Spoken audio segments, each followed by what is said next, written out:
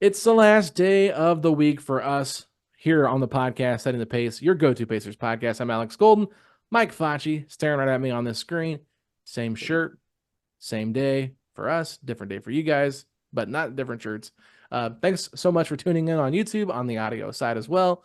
And I promise this will be the last time I make any jokes about us doing this on the same day. Next week, we'll just do something different. But with that being said, we're going to jump right into things here. Facci and Matt Beckham. Fake Matt Beckham is his Twitter account. He's been on our podcast before as a fan of the week. He wants to know, do you think Jarace could play some small ball five in order to get him minutes?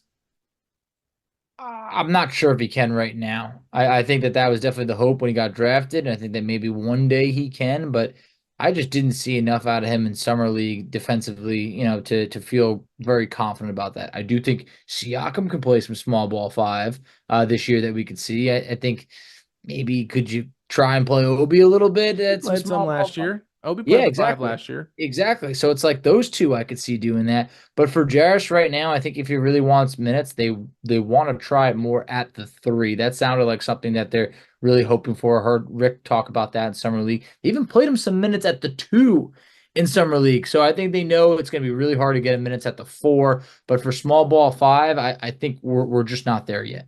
Yeah, you bring up the fact that Jarace played some two in summer league, and that was going to be my answer. I think there's a bigger or more likely situation where you see Jarace play the two than you see him play the five. Now, I could just be smoking something over here because I'm smoking summer league footage over here, but I don't know. I just feel like Jarace is one of those like, okay, we'll give him some minutes because we have some guys down or whatever if he's not on the 10-man rotation. So I think they're going to find time to get Jarace in the rotation here and there throughout the season. I definitely think he'll play more minutes than he did last year. I think they want to see him grow, but he's going to have to earn it. I keep saying that, but it's just the bottom line. Rick Carlisle will not just give the guy minutes because, hey, let's give him minutes. So, anyway, Flash, that's all I got to say on this one. I think that he could play some small ball 5 minutes, but I think it's very unlikely, especially with them bringing in Wiseman and then still not sure what they're going to do. We didn't talk about this earlier in the week, but by this point, they might already have made that decision, so it might be a mute point. But at this point, Oscar Sheboy and Enrique Freeman have not been signed. Looks like one of them could be the odd man out unless they cut Kendall Brown. So if they somehow cut Kendall Brown and bring Enrique Freeman on the 15-man roster and put Oscar on a two-way, something like that, or vice versa, then there's really more big men to take minutes away from Jarace at the small ball five if they end up having an injury problem. So I just don't really envision Jarace playing any five this year. Yeah, I really don't. That's a good point on the two-way contracts. That's kind of when I saw that work out for Quentin Jackson. Jackson. Yeah, exactly. At that point, I was like, wow, that is very interesting because I didn't know if Quinn Jackson would be brought back Yeah, as a pacer. So for Oscar, I started looking like, okay, what happens? I'm getting Does he make? worried. I was getting worried. I was. You're still So worried. You I don't know what's am. going to I happen. am. Sweating I'm actually bullets. get my hands are getting a little clammy right now. That's my boy. But the next thing I started looking at is like, what about Kendall Brown? Like that spot isn't safe. But look, I don't want to wish anyone to lose their job or anything. But the Pacers have a tough decision to make. But hey, that is definitely a topic for another day. Next question we had. OffSN, it's at Pacers Enjoyer on Twitter, said, do you agree with my thinking? Almost inevitably, one of Jarace or Mathurin will be traded at some point. With how loaded the depth chart is, it's hard for me to see them both as long-term contributors here. When should the Pacers look to shop them and add another win now piece? Good question. I mean, I think that it is inevitable at some point that one of them will be traded. To me, anyway, at least. I mean, they just brought Nimhard back. You could say Nimhard could be a guy that they trade because they got him on a very tradable contract. You put Nimhard and Toppin's contracts together, you could really go out there and get you a nice piece. Keep Mathurin, keep Jarace, your two lottery picks, and that could definitely be how it shakes out. But you know what you got with Andrew Nimhard. You don't know what you have with Jarace or Ben Mathurin in terms of like how they perform in a playoff setting, that kind of type of situation. And I just think it's going to be interesting. But at some point, you know, there's only going to be enough minutes for everybody. And so I think that maybe with Jarace still kind of being on the up and up and trying to figure out who he is and where he belongs, there's clearly a bigger path or a brighter future for Mathurin right now to get more minutes as a starter. And then Jarace might be able to get Mathurin's minutes off the bench. as the backup 2 or the 3. Just getting probably more of the 3, but more of the backup wing type player there. So overall, for me, I'll just say this: the Pacers should continue to look for win now pieces. They should never stop doing that. I don't care who they have to trade. You don't want to lose players that you love and you're invested in, but at the same time, you just want to do whatever you can to win. And sometimes you have to take big swings. I feel like the Pacers have done a very good job of not taking any big swings. And you can say the Pascal Siakam one was a big swing, but they didn't really give up much of anything for that. So I just think Indiana, they're going to have to be more aggressive at some point to make a big swing if they want to continue to compete with the upper echelon of the Eastern Conference and make it to the NBA Finals at some point. So there's going to be some hard decisions made there, Facci. It's just a matter of time. It really is, and I feel like I don't want to say that this is the Pacers' window because for the most part it is a very young team. But like you want to capitalize on some of these players while they are still, in their prime or entering their prime. And I feel like within the next, like you said, 1 to 2 years, you got to make a really tough decision, to really swing for the fences and see what you got. And I'm with you on this because here's the thing, like they just re-signed Siakam. You gave that deal to Halliburton before. Obi, Nembhard, they all inked extensions. It comes down to Mathurin and Jarace Walker. I cannot see both of these guys inking long-term deals with the Pacers because I can't really see them. It's hard for Jarace to even get on the court right now, let alone just be able to produce. So if the Pacers want to make one of those moves, I think they have to do it while these guys still have high value. And for Bennedict Mathurin, this is a make or break year. For Jarace Walker, if he's not playing that much this year, he's not really going to have that much value across the league. So I think, everybody can't get extended. I think Indiana has a tough decision to make, but I think that you can make an argument that this deal doesn't have to happen at the trade deadline, but I think it probably has to happen by next offseason to be able to say, all right, well, what are we doing? You can't go into another year with Jarace Walker not having a path to playing time, Bennedict Mathurin wanting to get paid and still not having maybe as consistent of a role, or maybe he's not happy coming off the bench. So I think this is probably a decision that you have to make after this upcoming season. Yeah, I think Mathurin coming off the bench is the big question mark there. I wonder how much longer he's going to want to be off the bench. Yeah. I wonder how much he loves Indiana or if he just wants an opportunity to hoop. You know what I mean? Mm-hmm. Where to me, I don't really know if Jarace is in that same boat either, where he's just like, oh, I love Indiana, let's do it. Like, it's not like a Miles Turner situation. These guys just want to play and they want to win. And they're here now and they're happy to be here and it's a good environment. But I'm sure they both could find home somewhere else and niche out a role or, carve out a role for themselves. And yeah, anyway, let's keep it moving here, Facci, because we got a lot of questions to keep getting to. So Architect X22 always sends in some good questions, and I love this question because he said, do you believe Obi Toppin's extension was more of a walking trade exception and buying time for Jarace, or do you believe it is more of a we love Obi deal? I think it's more the first part. Look, I think Obi wanted to be here. I think the Pacers wanted Obi. He played real well, but I think at some point it's not like it's a $30 million contract or any means where it's like, oh yeah, you're gonna have trouble dealing that contract. At about $15 million, I think he slides in perfectly to facilitate any trade. But I also do think it is a little bit of that second part too. We are buying some time for Jarace Walker to be able to develop because he's not ready yet. He's simply not. And I think that right now, going into this season, Obi Toppin is a better player than Jarace Walker. Will that be the same long term? Probably not, unless Jarace Walker never reaches his full potential. But I think right now, if Walker doesn't develop, then Obi still has that great pathway to that 20 plus minutes, on any given night. And I think that there's major reason to believe that he could still continue to get better. Yeah, the answer to this question is just simply yes. It's a combination of both, in my opinion. Now, if I had to lean one way more towards the other, I do think that they just love Obi Toppin. I'm going to go a little bit different than what you think because I think that Obi Toppin proved how he can fit in with this team so well. We keep hearing about Jarace playing more of the 3, and they haven't really talked about Jarace playing a lot of the 4. I know he started out Summer League as the 4, but eventually ended up, sliding up to the 3 and the 2 at some points. And I think we keep hearing Chad Buchanan talk about him playing more 3 for that reason. They want to see him as a wing more than a 4. And I think Seth Greenberg on the broadcast in one of those Summer League games talked about how Jarace played a lot of his time at the 4. And so when you're having him play the 2 and the 3, it's a totally different spot for him that he's not used to playing. So it's going to take some time. I just feel like Jarace is kind of in this tough spot, Foch, because now he's going to figure out, okay, what is my role? What position am I playing? And that does get a little bit interesting. I think Obi is strictly your backup four, knows what he's going to do. It's just a lot of money to pay a guy that's only playing 20 minutes a game, right? So that's where it gets interesting. But that's kind of the new NBA. That's just how it is. You know, a lot of these role players are making that kind of money, but I think that Obi Toppin is one of those players that if they do have to trade him, they're not gonna be like, yeah, we got rid of Obi Toppin, but they're not gonna be like, oh my god, we can't get rid of him. Like he's a very good role player for this team, but I feel like what he does, I don't want to say that it's replaceable, but it does feel like it could be replaceable. Yeah, I love me some Obi Toppin, but I do Oh, we think, know.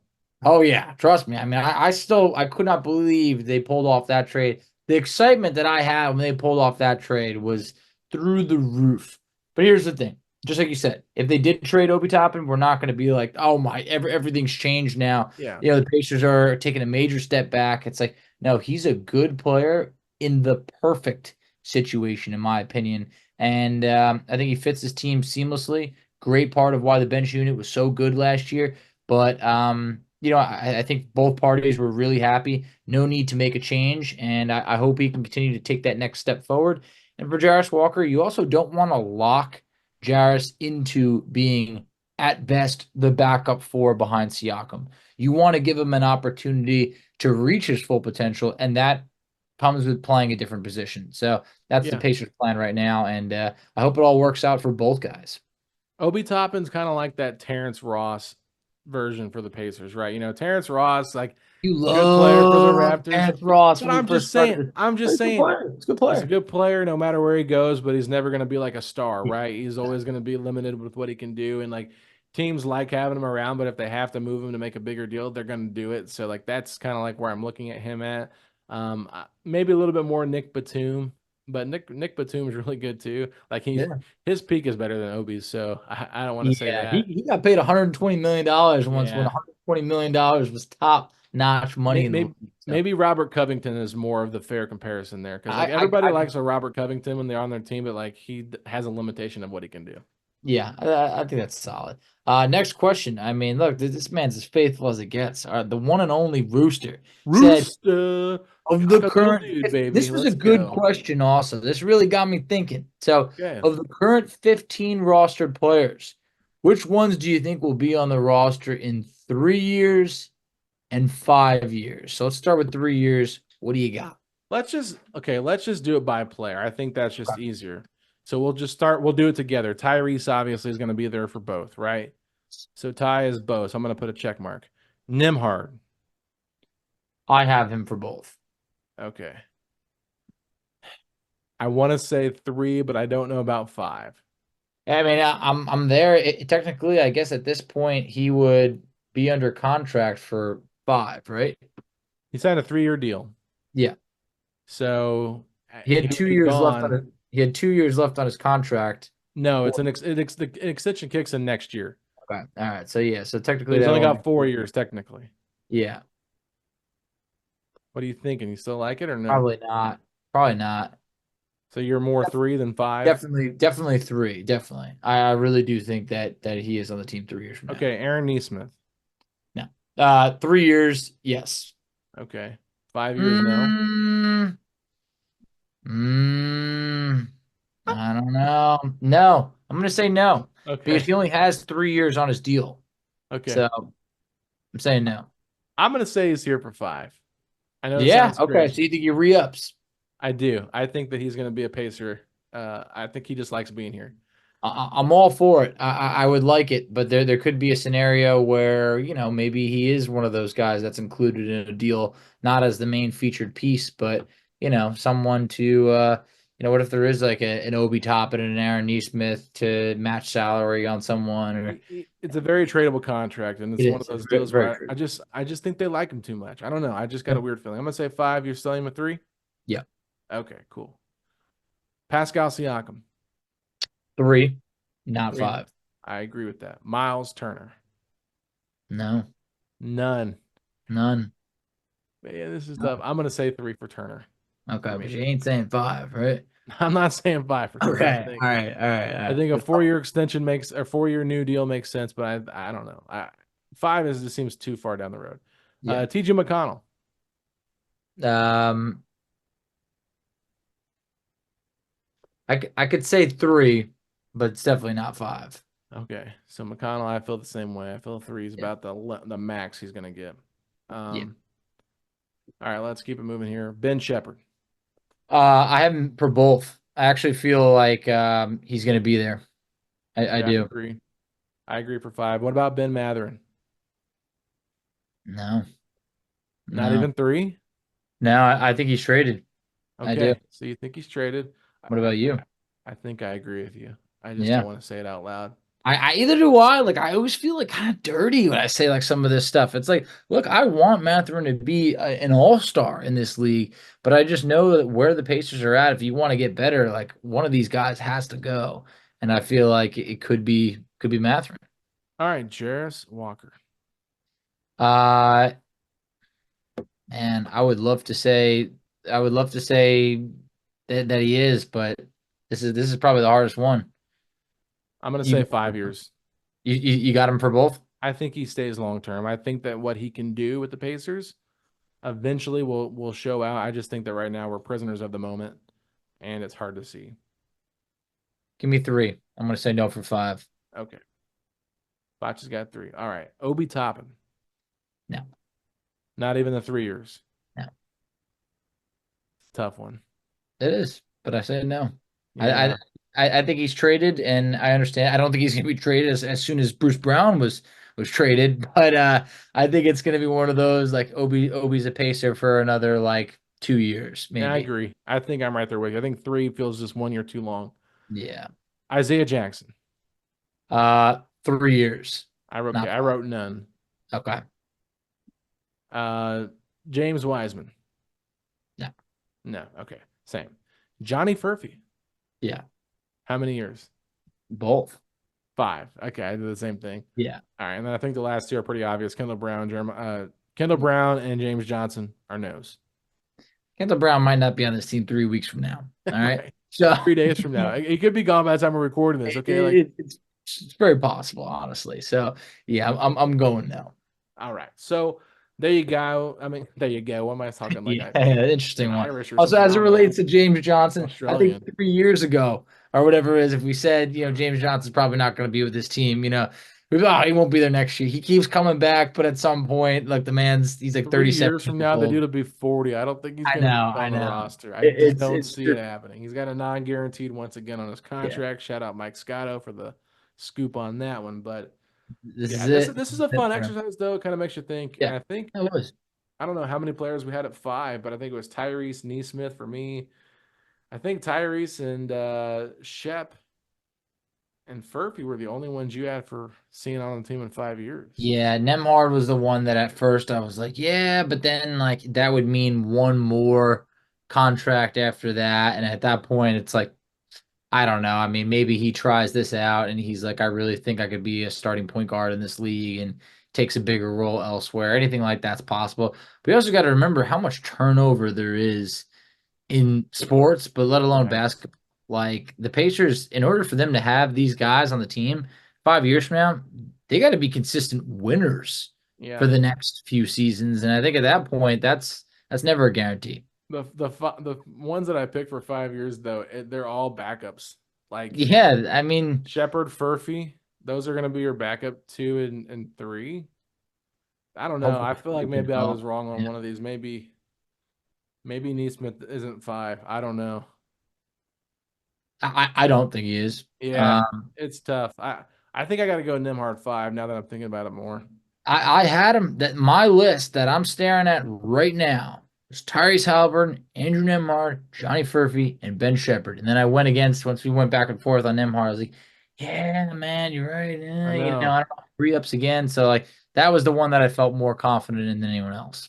I will just say this. I did not look at this before we got on this podcast. I wanted to do it in the moment and kind of feel it. So maybe if I think longer about it and not just do it like top of my head, I feel different. But Rooster, please tweet at us and let us know what you He would will. keep He will. for your 3 and 5. Last one here, Facci. Do you have that question? Yes, I do. So this is from Max, also known on Twitter as Part Shorn Max. Said, how many minutes do you think Obi Toppin will be getting next season? I think he can be a massive asset for Rick next season. I think kind of expect the exact same thing he got last year. I think he pretty much proved what he can do as the backup power forward. So around 20 minutes a game, maybe somewhere he plays 26, 28, but I think he's going to average around 20, 22 and just be a very solid guy that puts up good numbers. I want to know if he can repeat the shooting numbers because he shot the lights off the ball, the leather off the ball last year, the lights out last year. So if he can do that again, I'd be pretty excited, but I'm not banking on another 40% year shooting wise from Obi, but why not? Yeah, I mean, I'm right there with you. To be exact, Obi Toppin played 21 minutes and 5 seconds last year. That's what he averaged. But his minutes also decreased just about every month. He started at 25 minutes, then it went down to 22, then it went down to 19, then it went down to 18, and it pretty much stayed right at that 18-minute per game mark for the last like 2 months of the season. So I think it's realistic that he's in that 20 to 22-minute range, just like you said. I think he can be just as good. Maybe the shooting percentages aren't as crazy, but like if he say for instance, like, I got it pulled up, he shot 40% from three. If Yeah, Obi shoots 38% and the volume's just about the same, like you're that's good. obviously happy with that. Yeah. Yeah, you're living with that. He shot 57% from the field last year. That is so hard to duplicate. Like, what if he gives you 54%? You're still really happy with that. So I think he can improve as like a rebounder and other stuff, but I definitely see him in that 20 to 22 minutes per game mark. And that's assuming that everybody remains healthy, because like if something was to happen to Pascal Siakam, knock on wood, obviously that's an increased amount of minutes. So I think it's normally slot him in for like 21 minutes per game. Yeah, totally agree, Facci. Well, good questions, everybody. Thanks so much for making us think on this one. But we definitely have more questions to get to, Facci. So let's go ahead and wrap this one up. And I'm not gonna have you run through the rundown again. Everybody knows where to find us at. But if you're hoping that Obi Toppin has another season where he shoots 40% from three, please hit me with those three words. Let's go Pacers. Talk to you next week, Pacer Nation.